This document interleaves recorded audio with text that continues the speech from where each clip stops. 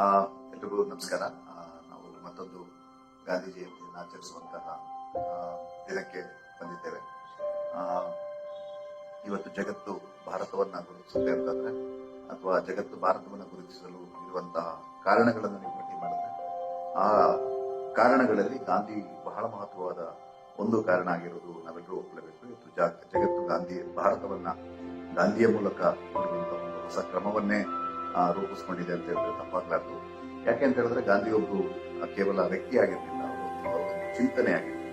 ಆ ಕಾರಣಕ್ಕೆ ಜಗತ್ತಿನ ಹಲವಾರು ರಾಷ್ಟ್ರಗಳು, ಹಲವಾರು ದೇಶಗಳು ತಮ್ಮ ಸ್ವತಂತ್ರ ಚಳವಳಿಯ ಭಾಗವಾಗಿ ಗಾಂಧಿಯ ತತ್ವಗಳನ್ನ ಅಳವಡಿಸಿಕೊಂಡಿರೋದಕ್ಕೆ ಸಾಕಷ್ಟು ಉದಾಹರಣೆಗಳು ಜಾಗತಿಕ ಚರಿತ್ರೆಯಲ್ಲಿ ಇದೆ. ಸೊ ಒಂದು ಉದಾಹರಣೆಯನ್ನ ಕೊಡ್ಬೋದು ಅಂತಾದ್ರೆ, 2013ರಲ್ಲಿ ರಾಮಚಂದ್ರ ಗುಹಾ ಅವರು ತಾವು ಬರೆದಂತಹ ಪುಸ್ತಕವನ್ನ ಅದರ ಪ್ರಚಾರದ ಭಾಗವಾಗಿ ನ್ಯೂಯಾರ್ಕಿಗೆ ಹೋಗಿರ್ತಾರೆ. ಸೊ ಆ ನ್ಯೂಯಾರ್ಕ್ನ ಹೋಟೆಲ್ನಲ್ಲಿ ತಂಗಿದ್ದಾಗ ಆ ಹೋಟೆಲ್ನ ಕೋಣೆಯನ್ನ ಸ್ವಚ್ಛಗೊಳಿಸುವಂತ ವ್ಯಕ್ತಿ ರಾಮಚಂದ್ರ ಗುಹಾ ಅವರ ಕೋಣೆಯ ಮೇಜಿನ ಮೇಲಿದ್ದ ಪುಸ್ತಕದ ಮುಖಪುಟದ ಮೇಲಿದ್ದ ಯುವಕ ಗಾಂಧಿಯ ಚಿತ್ರವನ್ನು ನೋಡಿ, ಇದು ಗಾಂಧಿ ಅಲ್ವಾ ಅಂತ ಕೇಳ್ತಾರೆ.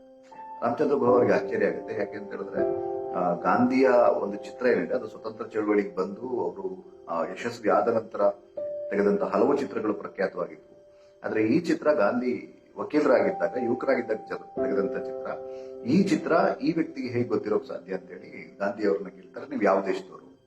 ಅವ್ರು ಹೇಳ್ತಾರೆ, ನಾನು ಡೊಮಿನಿಕನ್ ರಿಪಬ್ಲಿಕ್ ದೇಶದಿಂದ ಇಲ್ಲಿ ಬಂದು ಕೆಲಸ ಮಾಡ್ತಾ ಇದ್ದೇನೆ, ಬಟ್ ನಮ್ಮ ದೇಶದಲ್ಲಿ ಗಾಂಧಿ ಬಹಳ ಪ್ರಖ್ಯಾತರಾಗಿದ್ದಾರೆ.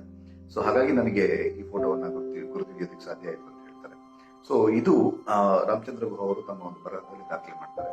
ನನಗನ್ಸುತ್ತೆ ಇದು ಮೇ ಬಿ ಗಾಂಧಿ ಇಡೀ ಜಗತ್ತನ್ನ ಪ್ರಭಾವಿಸಿರುವ ರೀತಿ ಅಂತ ಹೇಳಿ ನನಗೆ ವೈಯಕ್ತಿಕವಾಗಿ ಅನ್ಸುತ್ತೆ. ಅಂದ್ರೆ ಆತ್ಮಗೌರವ ಮತ್ತು ಅಹಿಂಸೆಯನ್ನ ಆಧರಿಸಿರುವಂತಹ ಎಲ್ಲಾ ದೇಶಗಳ ಸ್ವತಂತ್ರ ಚಳವಳಿಗಳು ಸಹ ಮಹಾತ್ಮ ಗಾಂಧಿ ಅವರನ್ನ ತಮ್ಮ ವಿಮೋಚನಾ ಚಳವಳಿಯ ವಿಮೋಚನಾ ಹೋರಾಟದ ಭಾಗವಾಗಿ ಮಾಡಿಕೊಂಡಿರೋದು ನಮ್ಮ ಎದುರಿಗೆ ಇರುವಂತಹ ಸತ್ಯ ಸಂಗತಿಯಾಗಿದೆ. ಸೊ ಅದನ್ನ ಈ ಘಟನೆ ನಿರೂಪಿಸುತ್ತೆ ಅಂತ ಹೇಳಿ ನನಗೆ ವೈಯಕ್ತಿಕವಾಗಿ ಅನ್ಸುತ್ತೆ. ಸೊ ಈಗ ಯಾಕೆ ನಮಗೆ ಗಾಂಧಿಯನ್ನ ನಾವು ಹೆಚ್ಚು ಚರ್ಚೆ ಮಾಡಬೇಕು ಅಂತ ಹೇಳಿದ್ರೆ, ಇತ್ತೀಚೆಗೆ ಮತ್ತೋರ್ವ ಇತಿಹಾಸ ತಜ್ಞ ಮತ್ತು ಇತ್ತೀಚೆಗೆ ಬಹಳ ಚರ್ಚೆಗೆ ಒಳಗಾಗ್ತಾ ಇರುವಂತಹ ಇತಿಹಾಸ ಕುರಿತ ಚಿಂತಕರಾದಂತಹ ಯುವ ನೋವಾ ಹರಾರಿ ಅವರು ಮುಖ್ಯವಾದಂತಹ ವಾದವನ್ನು ನಮ್ಮೊಂದಿರ್ತಾರೆ. ಅವರೇನ್ ಹೇಳ್ತಾರೆ ಅಂತ ಹೇಳಿದ್ರೆ, ಜಗತ್ತು ಭವಿಷ್ಯದ ಕುರಿತು ಯೋಚಿಸುವ ವಿದ್ವತ್ತು ಮತ್ತು ಸೂಕ್ಷ್ಮತೆಯನ್ನ ಕಳ್ಕೊಂಡಿದೆ ಅನ್ನುವಂತ ಒಂದು ವಾದವನ್ನು ಮಾಡ್ತಾರೆ. ಆ ವಾದವನ್ನ ಸಮರ್ಥಿಸೋದಕ್ಕೆ ಅವರು ಹಲವಾರು ಉದಾಹರಣೆಗಳು ಕೊಡ್ತಾರೆ. ಅದೇನಂತ ಹೇಳಿದ್ರೆ, ಜಗತ್ತಿನ ಅತಿ ದೊಡ್ಡ ದೇಶ, ಅತಿ ಬಲಶಾಲಿ ದೇಶ ಅಥವಾ ಅತಿ ಬಲಶಾಲಿ ನಾಯಕರು ಅಂತ ಯಾರಿದ್ದಾರೆ, ಅವ್ರು ಯಾರೂ ಸಹ ಭವಿಷ್ಯದ ಕುರಿತು ಮಾತಾಡ್ತಿಲ್ಲ. ಬದಲಾಗಿ ಅವರೆಲ್ಲರೂ ಸಹ ತಮ್ಮದೇ ದೇಶಗಳ ಅಥವಾ ತಮ್ಮದೇ ಸಮಾಜಗಳ ಗತವನ್ನ ಮರುಸ್ಥಾಪಿಸೋದ್ರ ಬಗ್ಗೆ ಮಾತಾಡ್ತಾ ಇದ್ದಾರೆ.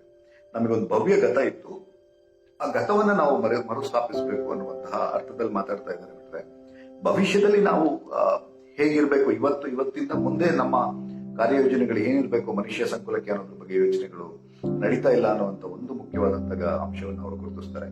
ನನಗನ್ಸುತ್ತೆ ಭಾರತಕ್ಕೂ ಈ ಸತ್ಯ ಅನ್ವಯಿಸುತ್ತೆ ಅನ್ಸುತ್ತೆ. ಯಾಕೆ ಅಂತ ಹೇಳಿದ್ರೆ, ಭಾರತದಲ್ಲೂ ಸಹ ನಾವು ಭವ್ಯ ಗತವನ್ನ ಮರುಸ್ಥಾಪಿಸುವುದರ ಬಗ್ಗೆ ಹೆಚ್ಚು ಚರ್ಚೆ ಮಾಡ್ತಿದ್ವಿ. ಬಿಟ್ರೆ ಭಾರತದ ಇವತ್ತಿನ ಸಮಾಜ, ವರ್ತಮಾನದ ನಂತರದ ಭವಿಷ್ಯ ಏನು ಅನ್ನೋದ್ರ ಬಗ್ಗೆ ನಾವು ಗಂಭೀರವಾದ ಚಿಂತನೆಗಳನ್ನು ಮಾಡ್ತಾ ಇಲ್ಲ ಅಂತ ನನಗೆ ವೈಯಕ್ತಿಕವಾಗಿ ಅನ್ಸುತ್ತೆ. ಸೊ ಹಾಗಾಗಿ ನಾವು ಈ ಹಂತದಿಂದ, ಅಂದ್ರೆ ನಾವು ಭಾರತದ ಭವಿಷ್ಯವನ್ನ ಅಥವಾ ಜಗತ್ತಿನ ಭವಿಷ್ಯವನ್ನ ನಾವು ಹೇಗೆ ಕಲ್ಪಿಸ್ಕೋಬೇಕು ಅನ್ನುವಂತಹ ಒಂದು ನೀಲಿನಕ್ಷೆಯ ಹುಡುಕಾಟದಲ್ಲಿ ತೊಡಗಿದ್ರೆ ನಮಗೆ ಮೇ ಬಿ ಗಾಂಧಿ ಬಹಳ ದೊಡ್ಡ ದಾರಿಯಾಗಿ ಕಾಣ್ತಾರೆ ಅಂತ ಹೇಳಿ ನನಗನ್ಸುತ್ತೆ. ಯಾಕೆ ನನಗೆ ಈ ಅಂಶ ಮುಖ್ಯ ಆಗತ್ತೆ ಅಂತ ಹೇಳಿದ್ರೆ, ಇವತ್ತು ಜಗತ್ತಿನ ಬಹುತೇಕ ದೇಶಗಳು, ಅದರಲ್ಲೂ ಸಹ ಸ್ಪೆಷಲಿ ಪಶ್ಚಿಮದ ದೇಶಗಳು ಗಾಂಧಿಯ ಆಲೋಚನೆಗಳು, ಅದರಲ್ಲೂ ಬಹಳ ಮುಖ್ಯವಾಗಿ ಪ್ರಾಕೃತಿಕ ಸುಸ್ಥಿರತೆ, ಧಾರ್ಮಿಕ ಸಹಿಷ್ಣುತೆ ಮತ್ತು ಅಹಿಂಸೆಯ ತತ್ವಗಳನ್ನು ಆಧರಿಸಿ ಬಹಳ ದೊಡ್ಡ ಸಂಶೋಧನೆಗಳನ್ನ ಕೈಗೊಂಡಿವೆ. ಮತ್ತು ಆ ಸಮಾಜಗಳು ಎದುರಿಸ್ತಾ ಇರುವಂತಹ ಸಾಮಾಜಿಕ ಮತ್ತು ರಾಜಕೀಯ ಸಮಸ್ಯೆಗಳೇನಿದ್ದಾವೆ ಅವುಗಳಿಂದ ಆಚೆ ಬರೋದಕ್ಕೆ ಗಾಂಧಿಯ ಈ ವಿಷಯಗಳ ಕುರಿತ ಆಲೋಚನೆಗಳಿಂದ ಏನಾದ್ರೂ ನಮಗೆ ನೆರವು ಸಿಗ್ಬೋದಾ ಅನ್ನುವಂಥ ಶೋಧನೆಯಲ್ಲಿ ಬಹಳ ಗಂಭೀರವಾಗಿ ಆ ಸಮಾಜಗಳು ಅಥವಾ ಆ ದೇಶದ ವಿಶ್ವವಿದ್ಯಾನಿಲಯಗಳು ತೊಡಗಿಕೊಂಡಿವೆ. ಬಟ್ ಆದ್ರೆ ನಮ್ಮಲ್ಲಿ ನಾವು ನೋಡಿದ್ರೆ ಗಾಂಧಿಯ ಕುರಿತಂತೆ ನಾವು ಮಾಡ್ತಾ ಇರುವಂತಹ ಕೆಲಸ ಏನು ಅಂತ ಹೇಳಿದ್ರೆ, ಗಾಂಧಿಯ ಕುರಿತು ಈಗ ಈಗಾಗಲೇ ಕೆಲವೊಂದು ಚೌಕಟ್ಟುಗಳು ನಮ್ಮಲ್ಲಿ ಬೌದ್ಧಿಕ ಚೌಕಟ್ಟುಗಳು ಪ್ರಚಲಿತದಲ್ಲಿವೆ. ಅದರಲ್ಲಿ ಒಂದು ಗಾಂಧಿ ವರ್ಸಸ್ ಅಂಬೇಡ್ಕರ್ ಅನ್ನುವಂಥದ್ದು, ಇನ್ನೊಂದು ಗಾಂಧಿ ಸ್ವತಂತ್ರ ಚಳವಳಿಯಲ್ಲಿ ಸ್ವತಂತ್ರ ದಕ್ಕಿದ ನಂತರ ಗಾಂಧಿಯ ಆಲೋಚನೆಗಳ ಕುರಿತು ನಮಗಿರುವಂತಹ ಪೂರ್ವಗ್ರಹ.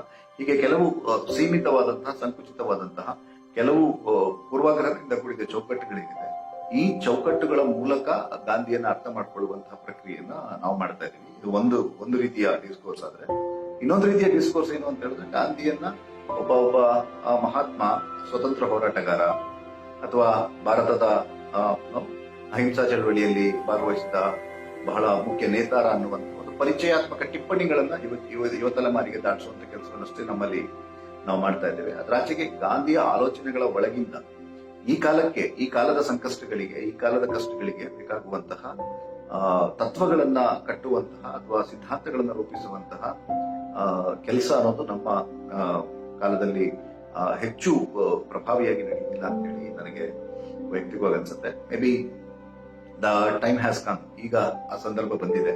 ಯಾಕೆ ಅಂತ ಹೇಳಿದ್ರೆ, ಇವತ್ತು ನಾವು ಒಂದು ರೀತಿಯಲ್ಲಿ ಸಂವಾದ ರಾಹಿತ್ಯ ಸ್ಥಿತಿಗೆ ಹೋಗ್ತಾ ಇದ್ದೀವಿ.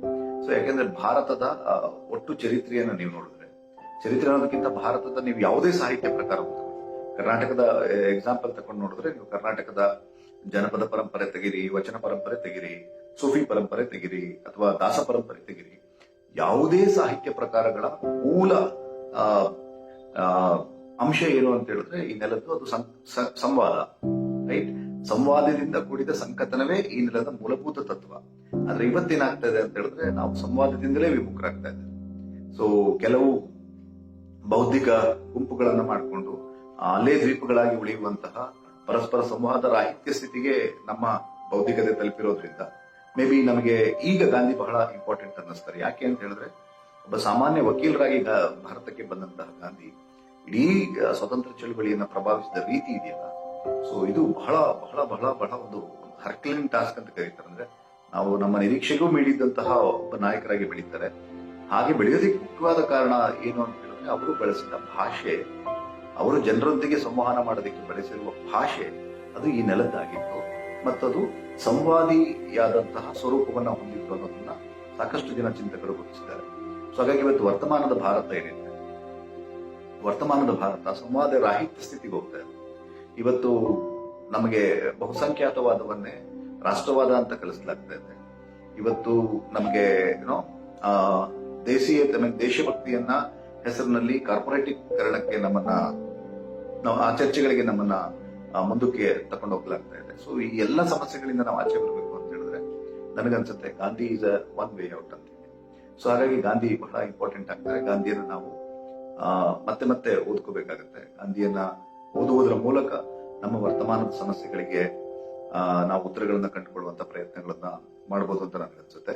ಸೊ ಅದರಲ್ಲೂ ಸಹ ಬಹಳ ಮುಖ್ಯವಾಗಿ ಯಾವ ಗಾಂಧಿ ನಮ್ಗೆ ಇವತ್ತು ಮುಖ್ಯ ಅಂತ ಹೇಳಿದ್ರೆ, ನಾನು ಅವಾಗಲೇ ಹೇಳಿದಂಗೆ ಗಾಂಧಿಯ ಕುರಿತಂತೆ ಮಹಾತ್ಮ ಅನ್ನುವ ಅವರ ಪ್ರತಿಮೆ ಆಗ್ಲಿ ಅಥವಾ ಬಾಪು ಅನ್ನುವ ಪ್ರತಿಮೆ ಆಗ್ಲಿ, ಇವೆಲ್ಲದಕ್ಕಿಂತ ಬಹಳ ಮುಖ್ಯವಾದಂತಹ ಒಂದು ಗಾಂಧಿಯನ್ನ ಗಾಂಧಿಯ ಆಪ್ತ ಸಹಾಯಕಿಯಾದಂತ ಮಧುಬೇನ್ ಅವರು ರೂಪಿಸ್ಕೊಟ್ಟಿದ್ದಾರೆ. ಅಂದ್ರೆ ಮಧುಬೇನ್ ಅವರು 17ನೇ ವಯಸ್ಸಿಗೆ ಗಾಂಧಿಯವರ ಸಂಪರ್ಕಕ್ಕೆ ಬರ್ತಾರೆ, ಅವರ ಸಹಾಯಕಿಯಾಗಿ ಸೇರ್ಕೋತಾರೆ. ಗಾಂಧಿಯವರ ಕೊಲೆಯಾಗುವ ತನಕವೂ ಸಹ ಮಧುಬೇನ್ ಅವರು ಗಾಂಧಿಯ ಜೊತೆ ಇರ್ತಾರೆ. ಸೊ ಗಾಂಧೀಜಿಯವರ ಹತ್ಯೆಯ ನಂತರ ಮಧುಬೇನ್ ಅವರ ಅಭಿಪ್ರಾಯದಲ್ಲಿ ಗಾಂಧಿ ಯಾರು ಅಂತ ಹೇಳಿದ್ರೆ, ಗಾಂಧಿ ನನ್ನ ತಾಯಿ ಅಂತ ಕರೀತಾರೆ. ಹಾಗೇನೆ ಮಧುಬೇನ್ ಅವರ ನಂತರ ಒಂದು ಪುಸ್ತಕನೂ ಬರೀತಾರೆ. ಆ ಪುಸ್ತಕದ ಹೆಸರು ಬಂದು ಬಾಪು ಮೈ ಮದರ್ ಅಂತ ಹೇಳಿ. ಸೊ ಹಾಗಾಗಿ ನನ್ಗನ್ಸುತ್ತೆ ಇವತ್ತು ಈ ಗಾಂಧಿ ಅಂದ್ರೆ ಒಬ್ಬ ಗಾಂಧಿ ತಾಯಿಯಾಗಿ ಆ ಮಧುಬೇನ್ಗೆ ಈಗ ಅರ್ಥ ಆಗಿದ್ರು, ಆ ತರದ ಗಾಂಧಿ ನಮಗೆ ಮೇ ಬಿ ಇವತ್ತು ಬಹಳ ಮುಖ್ಯ ಅಂತ ಅನ್ಸುತ್ತೆ. ಸೊ ಆ ರೀತಿ ಗಾಂಧಿಯನ್ನ ಹೊಸ ದೃಷ್ಟಿಕೋನಗಳಲ್ಲಿ ಓದಿಕೊಳ್ಳೋದು ಮತ್ತು ಆ ಚಿಂತನೆಗಳಿಂದ ನಮ್ಮ ಸಮಾಜದ ವರ್ತಮಾನದ ಸಮಸ್ಯೆಗಳನ್ನ ಬಗೆಹರಿಸಿಕೊಳ್ಳೋದು ಇವತ್ತಿನ ಬಹಳ ದೊಡ್ಡ ಪ್ರಯತ್ನ ಹೋಗ್ಬೇಕು ಅಂತ ನನಗನ್ಸುತ್ತೆ. ಮೇ ಬಿ ಈ ಬಾರಿಯ ಗಾಂಧಿ ಜಯಂತಿ, ಸೊ ಆ ಅರ್ಥದಲ್ಲಿ ಗಾಂಧಿಯನ್ನ ನಾವು ಒಳಗೊಳ್ಳುವಂತಾಗ್ಲಿ, ಗಾಂಧಿಯನ್ನ ಸಂಕುಚಿತ ಪ್ರತಿಮೆಗಳಿಂದ ಬಿಡಿಸಿ ಆತನನ್ನ ಒಬ್ಬ ಸ್ವತಂತ್ರ ಆಲೋಚಕನಾಗಿ ಗುರುತಿಸುವ ಮತ್ತು ಅವರ ಆಲೋಚನೆಗಳಿಂದ ನಾವು ನಮ್ಮ ಸಮಾಜದ ವರ್ತಮಾನದ ಸಮಸ್ಯೆಗಳನ್ನ ಬಗೆಹರಿಸುವ ಕಡೆ ನಾವು ಹೆಚ್ಚು ಹೆಚ್ಚು ಆಲೋಚನೆಗಳನ್ನ ಮಾಡಬೇಕು ಅಂತ ಅನ್ಸುತ್ತೆ. ಮೇ ಬಿ ಈ ಬಾರಿಯ ಗಾಂಧಿ ಜಯಂತಿ ಆ ದಿಕ್ಕಿನಲ್ಲಿ ಒಂದು ಮುಖ್ಯವಾದ ಪ್ರಯತ್ನ ಆಗಲಿ ಅಂತ ಹಾರೈಸ್ತಾ ಮತ್ತೊಮ್ಮೆ ತಮ್ಮೆಲ್ಲರಿಗೂ ಸಹ ಗಾಂಧಿ ಜಯಂತಿಯ ಹಾರ್ದಿಕ ಶುಭಾಶಯಗಳು. ಸೊ ಗಾಂಧಿ ನಮ್ಮ ಪ್ರಜ್ಞೆಯ ಭಾಗವಾಗಬೇಕಾಗಿದೆ. ಇದು ಅಗತ್ಯ ಅಷ್ಟೇ ಅಲ್ಲ, ನನಗನ್ಸುತ್ತೆ ಇದು ಅನಿವಾರ್ಯ ಕೂಡ.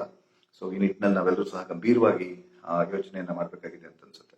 ಸೊ ಧನ್ಯವಾದಗಳು.